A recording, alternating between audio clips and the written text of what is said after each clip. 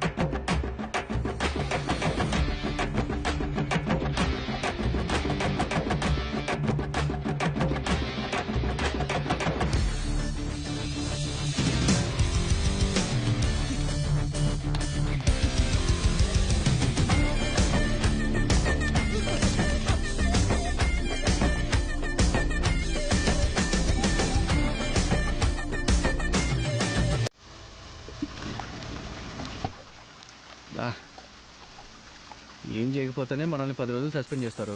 ఇప్పుడు ఎంత చేశాక వదిలిపెడతారనుకుంటున్నావా? సార్, ఐఎమ్ సారీ సార్ అని మనం అపాలజీలు చెప్పే రకమా ఏంటే? అది కరెక్టే. చాలా అందంగా ఉంది మామ. అయినా ఇన్ని రోజులు మనం ఎలా మిస్ అయ్యారా? మీరు మిస్ అయ్యారా? నేను చూస్తూనే ఉన్నాగా. మా అమ్మ మీద నిజంగారా, నేను ఎప్పుడో చూశాను. పోయి పని చూసుకోరా. మనకు తెలిసిన పని ఒకటే, ఈ అడవి కూడా ఉండింది అంటాం. ఏం దగ్గర చేపలు కృషి చేస్తా.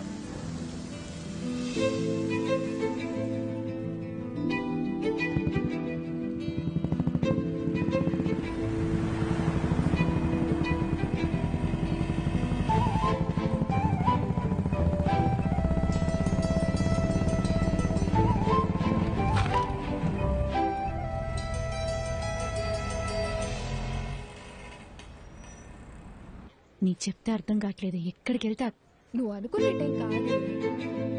చూడడానికి ఉండొచ్చు. పద పద పద.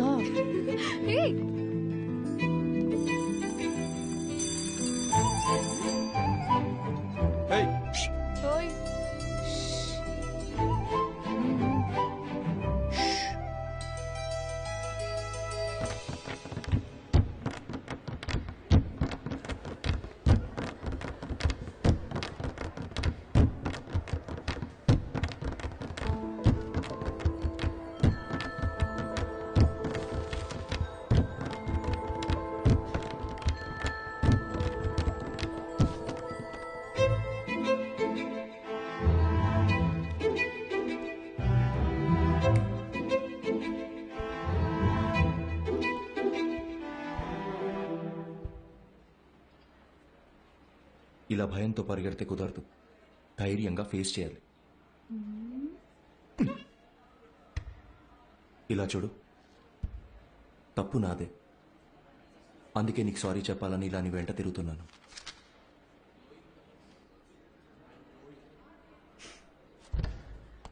చెప్పేసి వెళ్ళండి.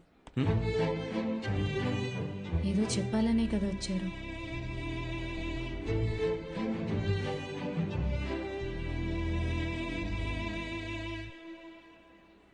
సారీ.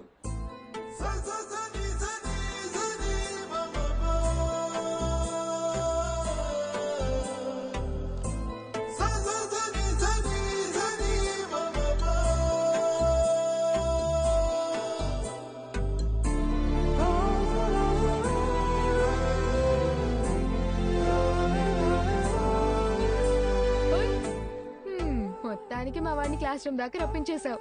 సారీ కూడా చెప్పాడంటగా. మీరిద్దరు సుఖంగా ఉంటే అంతే చాలమ్మా. కంగ్రాచులేషన్స్. నువ్వు ఆగు, మా వద్దని జాగ్రత్తగా చూసుకోండి. Good morning sister. ఏంటి ఇదంతా? మనోళ్ళు మొదలెట్టేసరే. కాలేజ్లో అందరు ఇలా బిహేవ్ చేయడం నాకు నచ్చట్లేదు.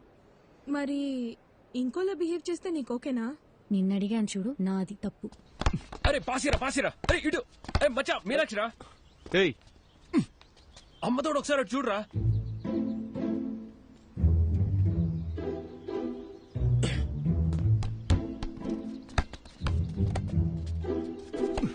టూ మినిట్స్ టైం ఉంటే మాట్లాడాలి.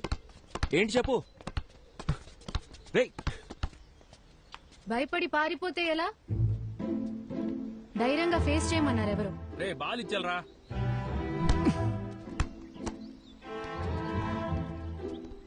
మన గురించి ఏమనుకుంటున్నారో తెలుసా? సారీ చెప్తానని వచ్చారు. ఇప్పుడు ఇలా ఇబ్బంది పెట్టడం కరెక్టేనా? నేను అక్కడే సారీ చెప్తావు అనుకున్నాను. నువ్వే క్లాస్ రూమ్ దాకా తీసుకొచ్చావు. ఇలా జరుగుతుందని తెలుసుంటే ఆ సారీ ఏదో ఆ రోజే చెప్పించుకునేదాన్ని. ఆ రోజే చెప్పుంటే ఇక్కడ దాకా వచ్చేదానివి కాదుగా. హ్మ్? రేయ్ పాసే సిస్టర్ బోల్.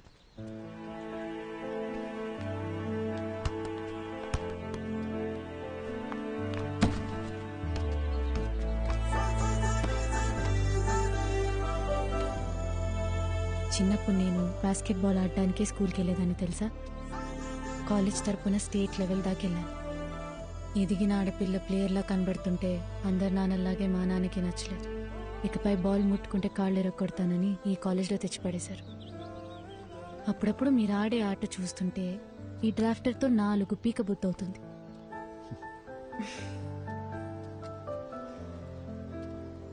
నీకో విషయం చెప్పునా? నేను బయలుదేరుతాను. మీనాక్షి,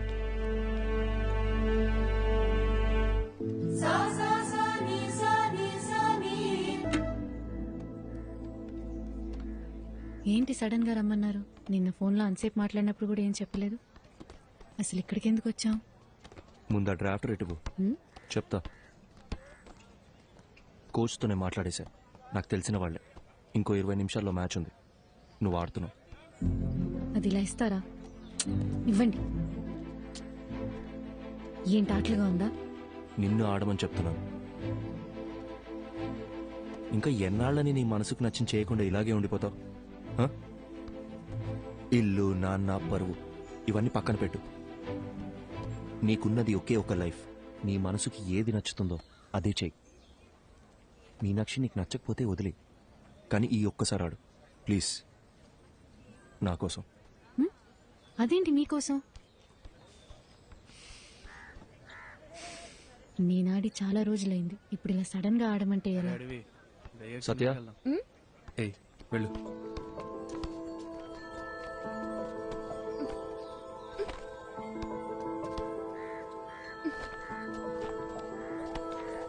తీసుకో, వెళ్ళి మార్చుకొని రా. ఇంకేమైనా కావాలా? చూసుకున్నాడమ్మా. ఇంతకీ నీకు ఆటొచ్చుగా? ఏయ్, పోరా. పో. All the best.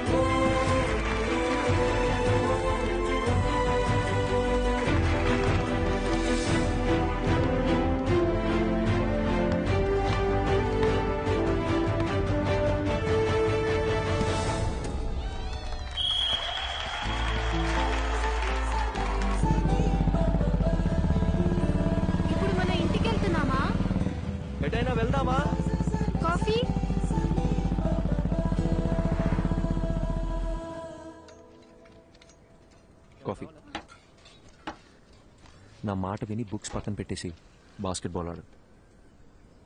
చాలా రోజుల తర్వాత మనసు తేలిగ్గా ఉంది. 12 ఏళ్ళప్పటి నుంచి నేను కోరుకుంటుంది ఇదే అని నా చుట్టూ ఉన్న ఎవ్వరికీ అర్థం కాలేదు. మీకు మాత్రం ఎలా అర్థమైంది?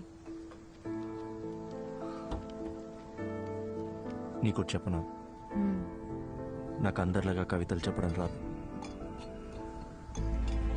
నీ కళ్ళు, ముక్కు, నవ్వు, మొహం చూస్తూ ఉండాలనిపిస్తుంది ఎప్పటికీ. బాగా మాట్లాడుతున్నారు. అయ్యో,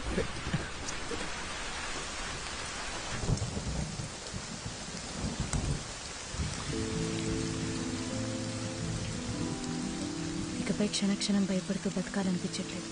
మనసుకి ఏది నచ్చిందో అదే చేయాలనుకుంటున్నాను.